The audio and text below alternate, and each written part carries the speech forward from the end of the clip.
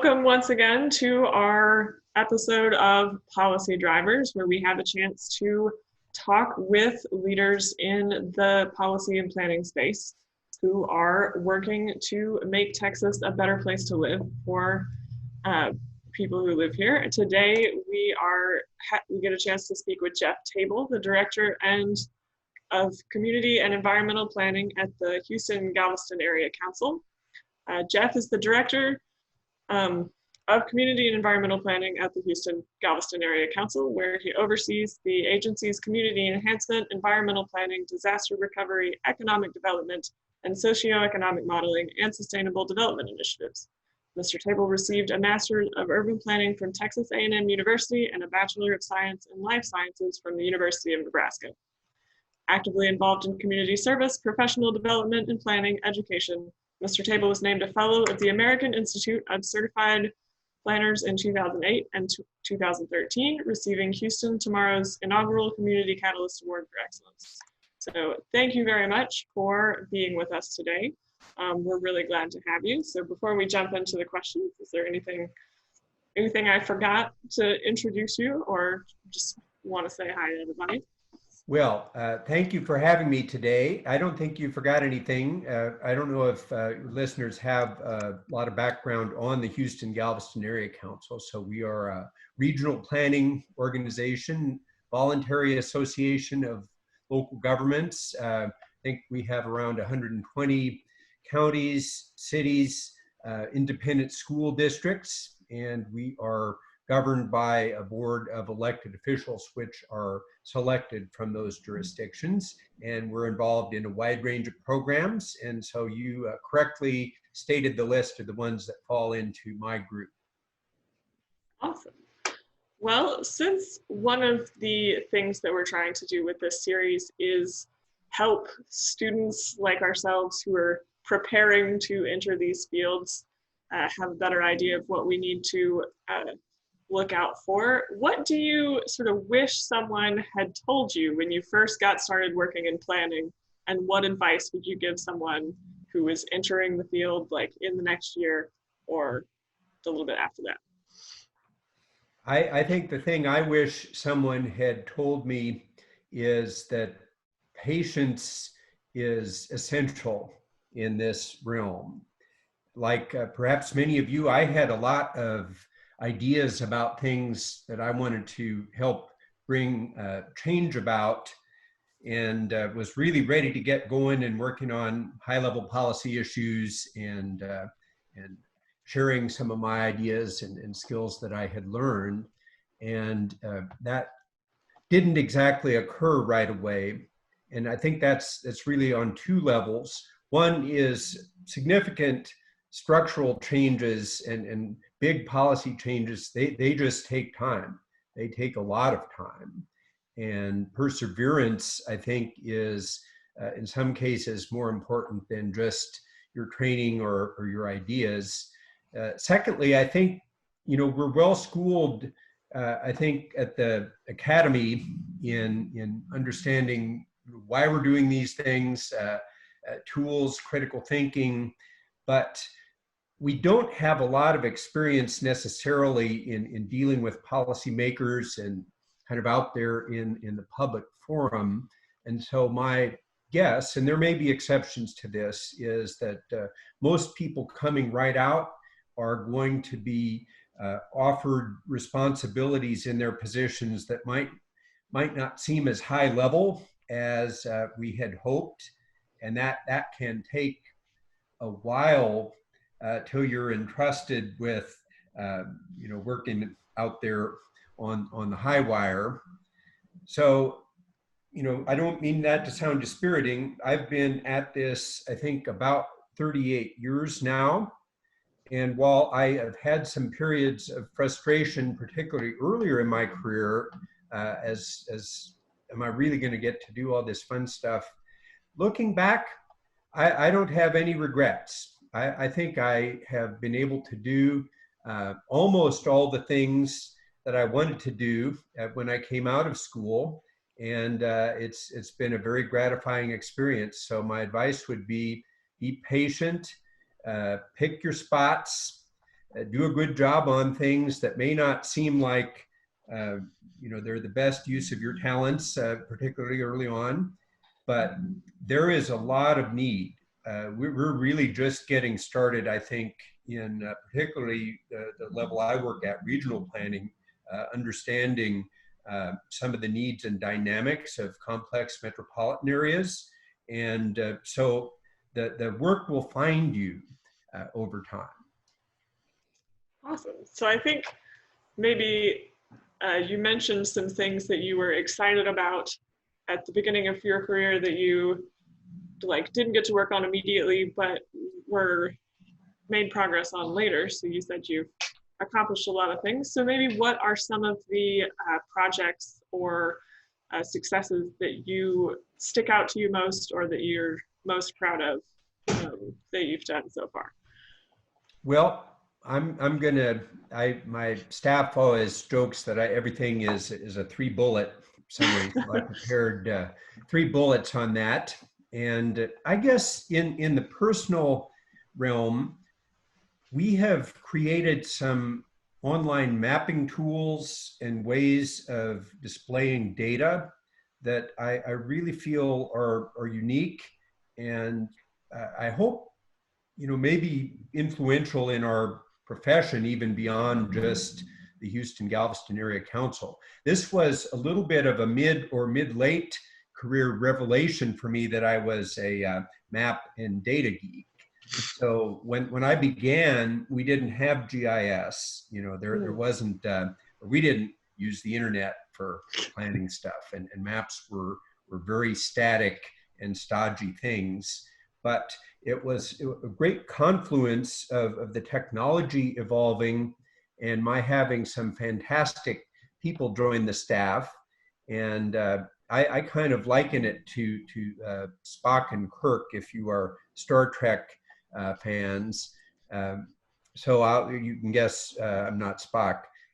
But I do think I've had the ability to work with our more technically inclined folks and understand what they can do and have more the end user's perspective. So some of the things we've uncovered in those tools have really rearranged my thinking about things like commuting and where pedestrian bicycle improvements are possible.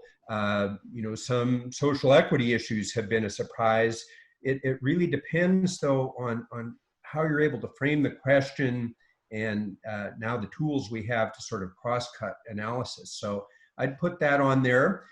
We, as Jay is familiar, worked on a regional plan for sustainable development. That was really the first time that we were ever tasked with doing a very high-level comprehensive look at intersecting systems.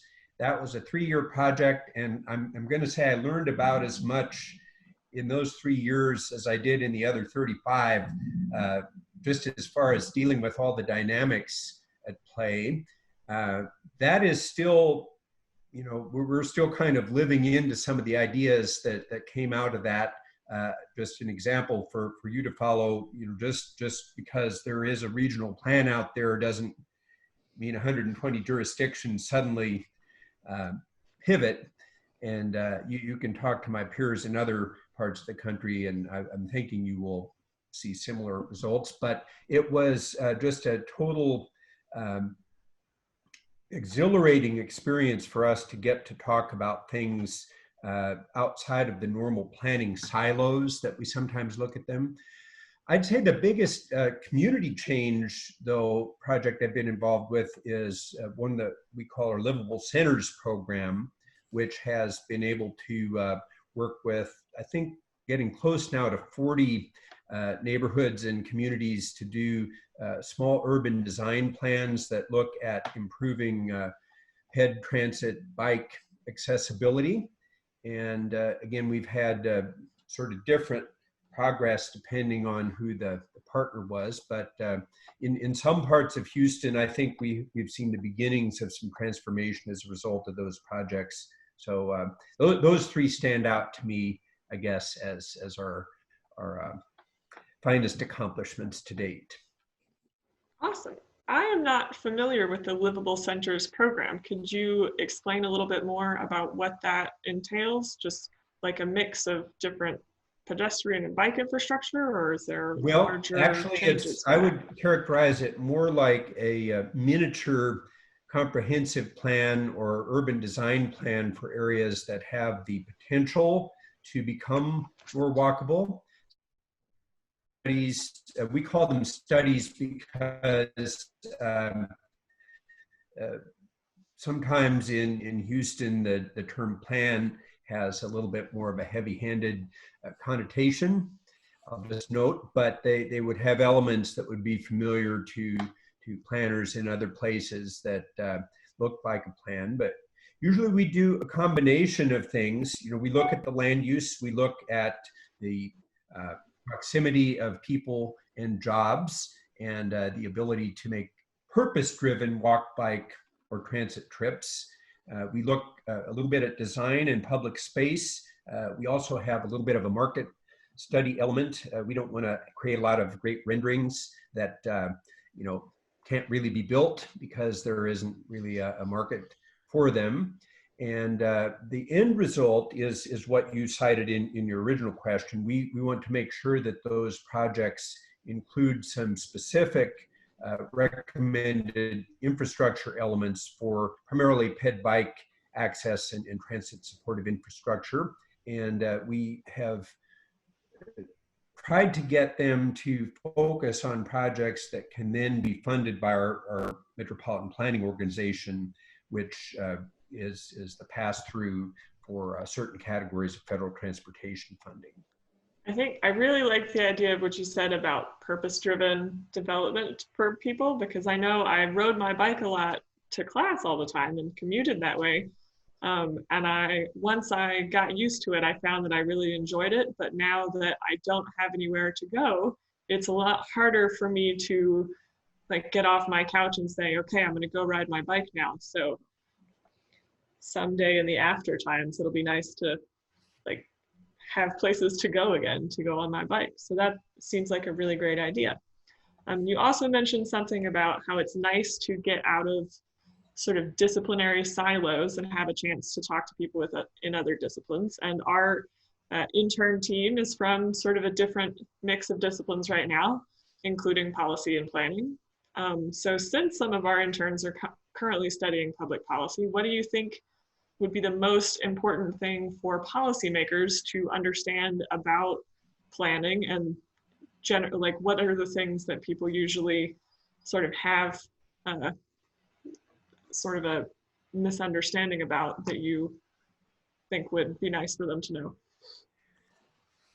I think the most important thing to understand is exactly what I said, or what you reiterated in your setup, that everything is connected, or almost everything is connected. So just the idea, for example, that having affordable housing close to jobs or close to transit is in fact a transportation strategy as well. A lot of times the issue is, and maybe this is getting more into what the planners should understand, you know, the monies that are available from the federal government or the states or maybe even in municipal budgets are categorized. So I think there's a lot of perception that, you know, a transportation investment is in a lane, you know, or maybe a sidewalk or a bike trail, but the idea that we could, you know, invest in housing or jobs is really a transportation benefit too, is something I would suggest. There are some policymakers who I think are concerned that, you know, when you talk about planning, you're implying some sort of regulation on the back end that is maybe not going to be great for economic development. And I would hope to disabuse people of that notion that, you know, having a good solid plan, if it is deleterious to economic development. I don't know that it's that great a plan. You know, one other example of the connectivity, though, I would just like to offer, and a caution, maybe this is getting more into what planners ought to think about, is really trying to maintain your focus at that high level, even if you're working on specific projects. So affordable housing comes up a lot. And who isn't for affordable housing? But we really need to unpack what's the problem with the lack of affordability. And we did some analysis in our region on which census tracts had the most rent or mortgage burdened populations. And, you know, we were thinking it might point to gentrification or some other issues like that. But in fact, the census tracts with the most rent burdened people, with just a few exceptions, are the places where the housing is the cheapest today. I think the problem is not the cost of the housing, it's that people don't make enough money to afford even the cheapest housing in Houston. And so should we be working on the housing solution, or should we be, you know, working on the income solution? So my counsel would be to keep your minds open that, you know, all of these issues, they're all connected, and we need to be looking at, you know, more 360 types of questions. The thing I would want, you know, new people moving into this field to understand is you are taught throughout, and I'm aware I may be contradicting what I just said, that we must look at all these things holistically. But the ordinance, you know, the law, the funding, that stuff is still all siloed. You're going to be well into your careers before those silo walls are all leveled, or at least, you know, some circulation valves are put through. So, you know, even in a city with a comp plan, there's still going to be zoning amendments. You know, there's still going to be issues on capital improvements that are going to be voted on discreetly. So I think it's great to be comprehensive in the, I guess, the awareness building among policymakers and in your own understanding of issues, but then just recognize that the real art is, you know, how do you work towards that with discrete implementation steps that the policymakers will have to authorize. That sounds really helpful. And I appreciate what you said, especially about everything sort of being connected, since my background is from more of an environmental perspective and I've moved into policy. There have been a lot of things that are really difficult that I have to catch up on, but I think the useful thing that has done for me is given me a pretty strong foundation in ecology. And so I've always, I've been a little bit more comfortable with the idea of just understanding that if you pull on one thing, it's going to ripple down in a whole lot of other directions that it's hard to predict beforehand.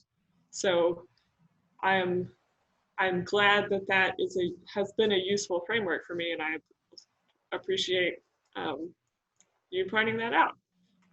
But I think we have a few more policy-specific questions and about the Houston-Galveston region that some of our other interns are going to jump in for. So I'm going to turn it over to Olivia for the moment.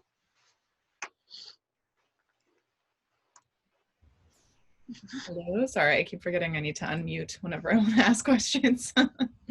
Hello again. So I'm curious, we know that, or we have learned, maybe our viewers don't know this, but the H-GAC oversees a region that covers 13 counties and more than 130 cities. So I'm curious, with such a large region, what have you found works the best to balance these local priorities versus regional goals, or I guess encompassing within these regional goals, and how do you account for these differences in priorities among groups within the same locality?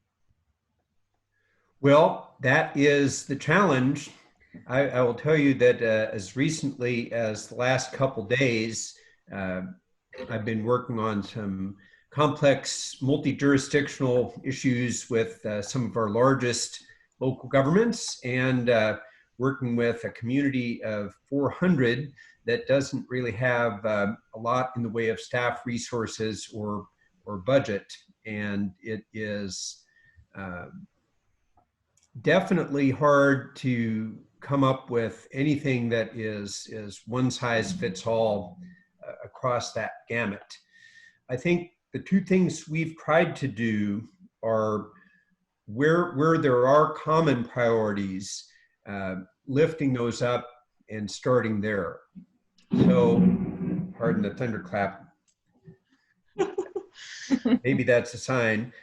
The our great region plan I mentioned, I think we had 183 initial recommendations put forward by our working groups, and they were all good. That's too long a plan.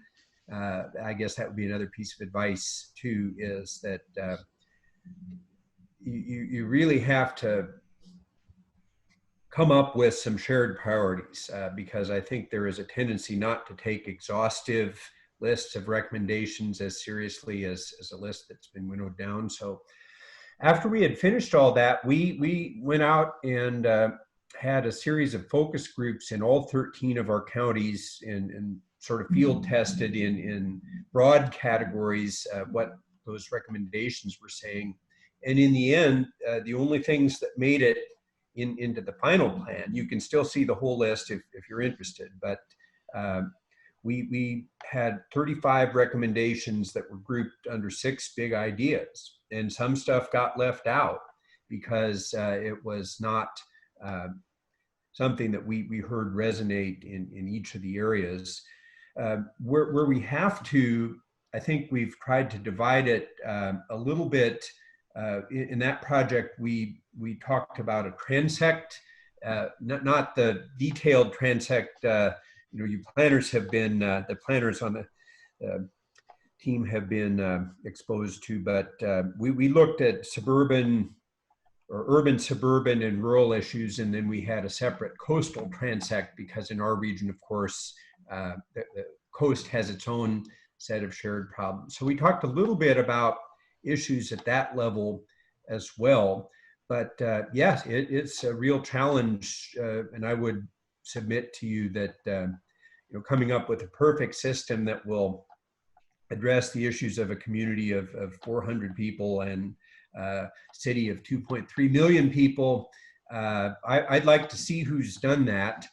So we try to get the best we can by seeing, okay, there are some commonalities across the ground, and where those don't exist, we will try to look at this broader transect approach. Not to go on too long on that question, but I think if you look at the map of where we've done our livable centers projects, I'm pretty, and it's all available on our website, I'm pretty happy with how that's turned out. We've done some projects in small towns that are really even outside the exurban fringe. We've done some suburban settings. We've done many in the city of Houston, both in neighborhoods that really, I think, have been underserved in a lot of ways, as well as, fast redeveloping, areas that, the market had already discovered. So I think we found a way to work it out, and part of it is just not being too rigid about, we're going to have a criteria that doesn't let us do, for example, a project in the small community of Waller, which now, 10 years after we did it, is growing like gangbusters, and yet they're still moving forward with the vision. When we did that plan 10 years ago, maybe some would have been skeptical could have happened, but it's happening right now. Well, that's really great to hear. It sounds like when you come up with various recommendations, and if everyone feels like they're somewhat represented in the things that they want to achieve, I feel like we're at this intersection between planning and policy. It's really been helpful for them to say, okay, well, you've given here, so I guess maybe I can also compromise here, and it allows for maybe more flexibility. Maybe that's not the case, but it sounds like it, and I would hope that that's kind of where it ends up going. Yes. You know, each time and project is usually a little bit different like that, but I think you're right. And I'd say this is not just true in the regional scale. If anybody is 100% happy, then I'd want to ask some questions about Right. that project too. That's a very good point. Well, it seems like a good segue to go to August's question. I think they were going to ask kind of about maybe thunderstorm related things. So Right. go to August. Oh, or wait, Madeline. I had Sorry. another one first. Our next question. It is a great lead in.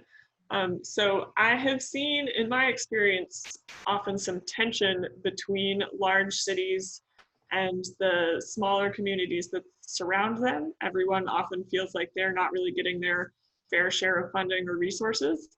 And since working on a regional scale, there's necessarily some level of compromise that is necessary, and you have to work at a regional scale. What have you found in your experience are the things that people from each of those perspectives, the urban, suburban, or rural,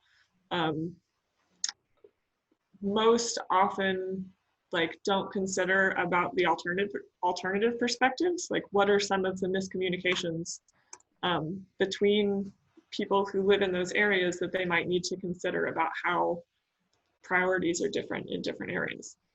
Sure. Well, I don't want to speak for, you know, all people or even all of our policy officials. So these are just my takes and mine alone. I think sometimes there is a perspective when people talk about, you know, transit and walkability and sustainable development and smart growth, and fill in your own examples from your lists, that there can be a perception that is, well, that's all going to be for Houston, right? That's not for us, right? And you know, irrespective of what maybe some folks' personal opinions about those things, our suburban counties are growing, and they have traffic problems, and their perception of the best solution to address those is the traditional solution. And in fact, you know, they don't have adequate road infrastructure. Houston has pretty good mile-spaced thoroughfare grid way out into its extraterritorial jurisdiction. Inside the loop, we've got some excellent block dimensions and connectivity. You know, there's a lot of things going for the city right now already that, you know, employment centers concentrated there, that infrastructure just doesn't exist in the suburban areas. So I'd like to get us away from this argument of it's just roads versus transit. I think we can do a better job of integrating some of the more sustainable mobility solutions into suburban areas.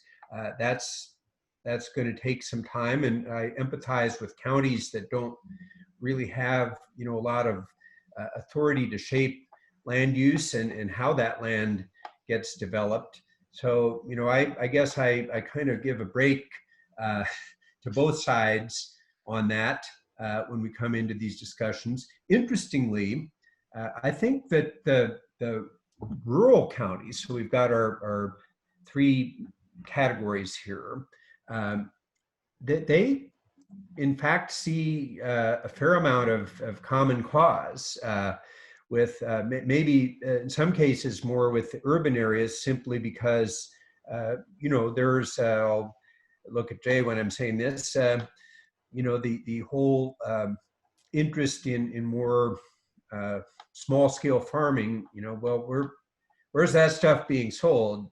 You know, where are people seeking to go, for a long weekend bike ride in the country. So I think that they are seeing, to some extent, that the benefits of having this large urban population nearby, is good for them as well. It's not necessarily a resource competition. So I don't see that there's these huge fault lines. I think it's more that that the systems we have for thinking about allocating those resources are again, the grooves are worn pretty deep. Mm-hmm. And it's just going to take some time for that needle to move. But I've seen it move quite a bit in the time since I've been at H-GAC. So I'll go back to the patience point I made at the top. It is, yeah, especially big changes that require shifting stuff that's been in place for a long time. It can take a lot of time and momentum to sort of change that a little bit. And I think now we're going to move on to August's question. All right. So thank you for your patience, August. So your background is as an environmental planner, right? And Houston is famous for its environmental issues. So I was just wondering, it's not really possible to make all of the necessary infrastructure improvements like flood mitigation or transportation solutions all at the same time. I guess, could you describe a little bit what the process is for the prioritization for where the improvements will go first? Well, that's going to take a little unpacking, if it's okay. We just finished a project where we sought to come up with an online mapping tool that was going to prioritize transportation facilities, because as you're exactly right, there's thousands of miles of them, and how do you decide what's most important? And it's really difficult. So, is it average traffic volume? Is it freight from the port? Is it access to a hospital?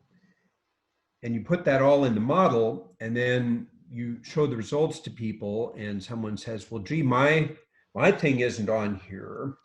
And so you didn't weight that heavily enough in your model. So you reweight it, and then it looks different. And if you do too many iterations like that, you've sort of compromised the integrity of the model. With the disaster recovery funds, we a couple years ago, and we're going to do another one this fall, looked at a method of distribution for communities that was based on FEMA damage. And there's a lot of factors we could look at for that, and I don't recall all. There were some other aspects of the formula. I think the percentage of population of the jurisdiction that was affected, but we had a lot of input again on whether or not that was the appropriate way to look at it. I would just caution that once a model for giving out money gets a little too complicated, and there is a black boxy feel to it, I think that the public and policy support can be a little bit more difficult. These experts created this complicated model that is going to take some time for me to explain to you. And there's some documentation on the website that has formulas. I think that is going to be, in some ways, as hard to get across as maybe a model that has a more simplistic set of assumptions and we acknowledge the limitations of, and maybe can address in other ways than really trying to come up with the perfect solution. I do note that the General Land Office, which is handling this new large Harvey recovery competition, is using the Social Vulnerability Index as one of their factors in scoring. And so, I think as state agencies and other entities are agreeing on, some common set of standards, maybe I don't have to explain that all to everybody. Maybe that will just become sort of what we do, just a standard course. I'll note in transportation, we rely on a travel demand model that might be hard to explain too, but that's been around for a really long time, and now people have gotten used to it. Maybe the next generation will come up with some better tools that will be institutionalized as well, but it's always a problem because people just they want to look at the what project didn't quite make it to the funding line on the list, and then they're going to see what your model said that maybe ought to be tweaked. Thank you. Yeah. So both the Houston and the Galveston areas are really unique areas in terms of just the histories of the city and the way that they're structured, and Galveston being an island area and Houston having so much marshland that it was built on. And what do you think are some of the biggest challenges that are facing these areas to allow most people to have meaningful access to safe walking and biking within their neighborhoods? Like community planning in these areas are really unique. So what do you think are some of the biggest challenges? Well, I'm going to address that in a twofold answer. For better or worse, a lot of Houston was built in places that probably wouldn't get built that way today, or I would hope not. And I've heard some folks say, well, maybe we ought to get everybody out of the floodplain. Well, we lost our house in Harvey, which was in the floodplain, which we knew when we bought it. And, we had private insurance, which I know is not an option for everybody, but that was a fantastic neighborhood. There's 2 parks, there's a library, there's a YMCA, there's a bike trail. I could walk to get a cup of coffee. It wasn't the most pleasant walk, but it could be done. And I'm just not convinced that we ought to turn our backs on those neighborhoods because they might have a big flood every 20 years. So what's the solution? Elevating a house wasn't an option for us, so it certainly wouldn't be an option for a lower income household. But I think we need to stop thinking about resiliency again in these ways, like it's either a buyout or an elevation or billion-dollar widening of a drainage channel. Is there something we can do to make the house itself more resilient? In some ways, I think it's harder to create a walkable neighborhood than it would be to create, some solutions that address the house. I saw a presentation on this product that it's rolls of Tyvek that sit in a little moat that goes around your house, and it's got a hollow PVC tube, and I don't know if it works. I saw a video, but when it floods, it rolls up and brings the Tyvek up. Supposedly, a brick wall can withstand about 4 feet of water. Now, I don't know that that's the best solution. I'm not hawking that product, but I'd say those neighborhoods that are already walkable and bikeable, that's kind of the gold zone. And maybe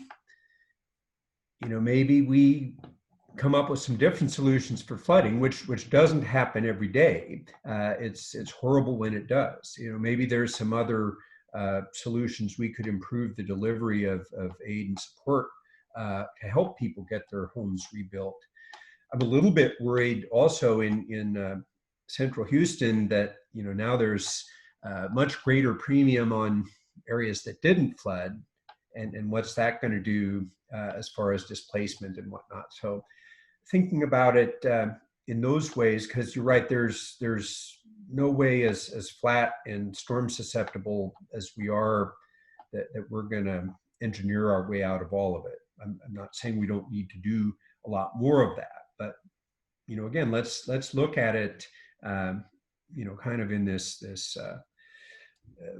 multi-sector approach. The other thing I would say is, and this is one of my,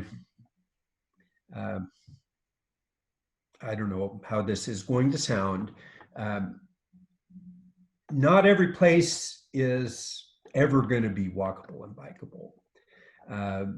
The ways that we've developed a lot of areas, and back when I was in planning school, you know, we weren't talking about walkable.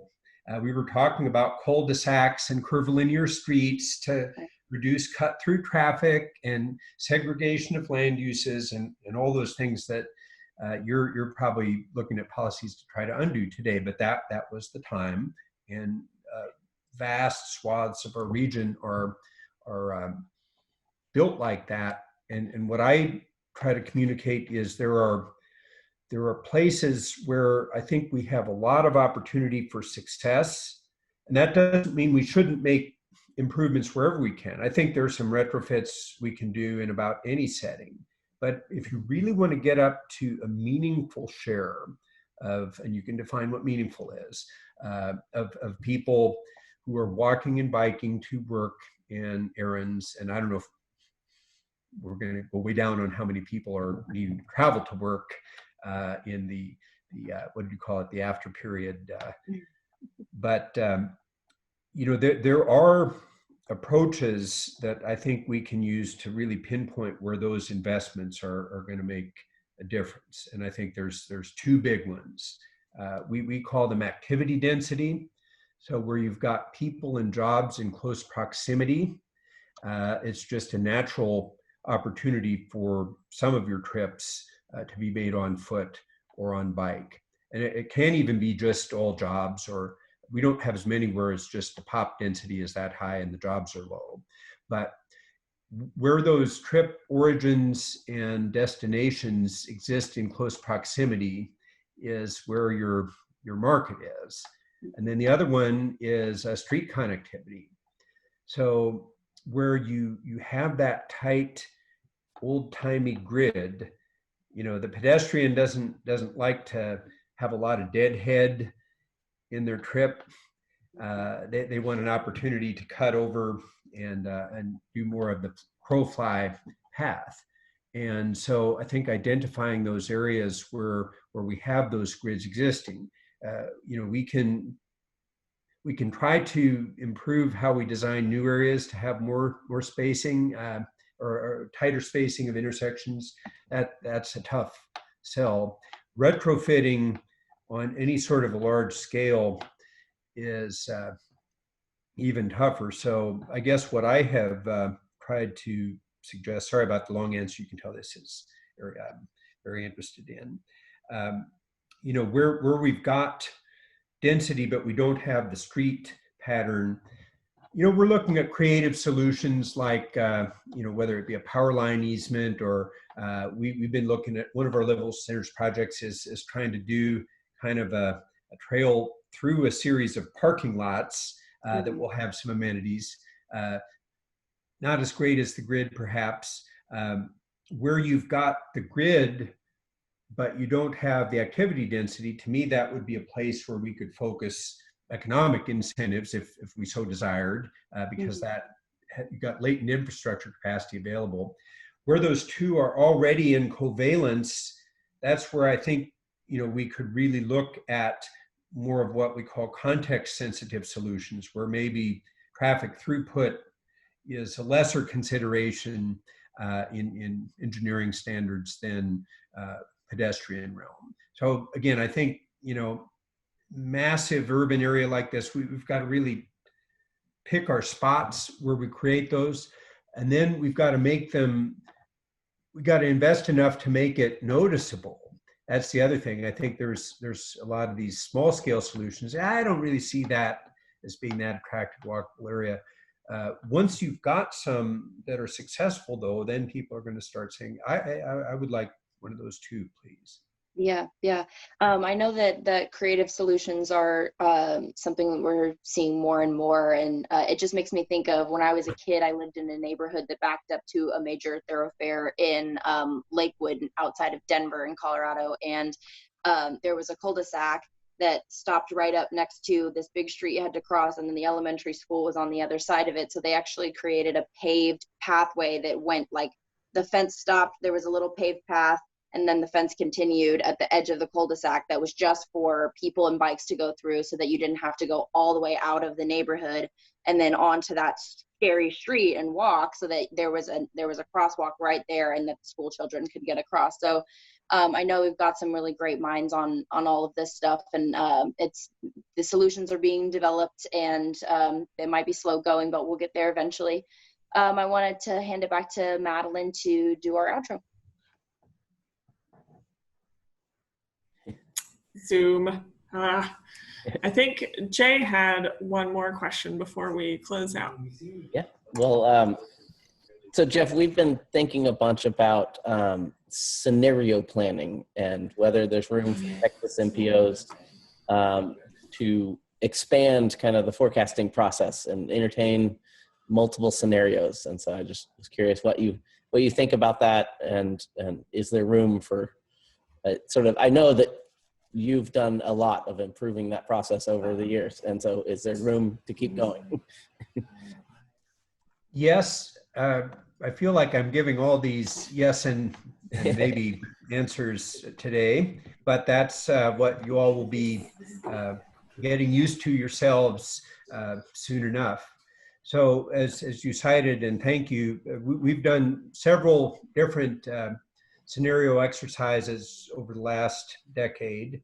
And again, speaking for myself personally, or my professional opinion, I guess, I think it is exactly the right way to go. I think we have a very good forecasting model, but models are really just a collection of assumptions when you break them right down. And maybe it's what we consider to be the most likely future, but in fact, the future will be influenced by many, many, many, many different things. And our model didn't anticipate a global pandemic.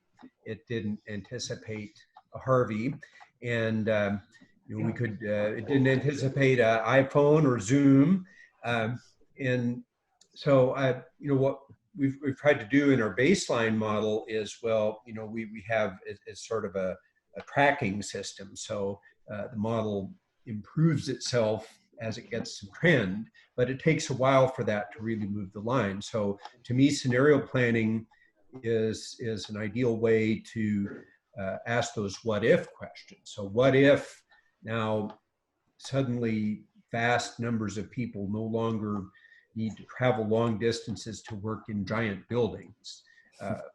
What does that look like? How do we think that's going to happen? I don't know, but it seems like something we might want to consider in thinking ahead. And the downfalls are two. I think, again, we get into that, the more factors you put into a model, you may have tried to account for more, but you don't always understand that they can be, there can be sort of a feedback effect.